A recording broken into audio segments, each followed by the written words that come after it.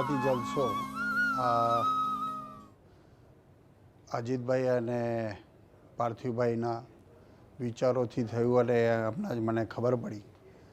ગુજરાતીઓએ એનું એક ગર્વ લેવા જેવી વસ્તુ છે કે આ દર વર્ષે ને દર વખતે આ હર વર્ષે એકવાર થાય અને શ્રી વિલેપાર્લે કોલોની મંડળ અને એના બધા આજુબાજુના સહકાર્યથી અને ખાસ કરીને અમે શ્રી વિલેપાર્લે કોલોની મંડળ જે ગુજરાતી સ્કૂલ ચલાવે છે, જેમાં સૌથી વધારે આજે બધી જગ્યા ઉપર બોમ્બેની અંદર ગુજરાતી સ્કૂલો બંધ પડતી હોય છે, ત્યારે એમ ફીલ થાય કે આપણે લોકો ગુજરાતી છે કે શું છીએ.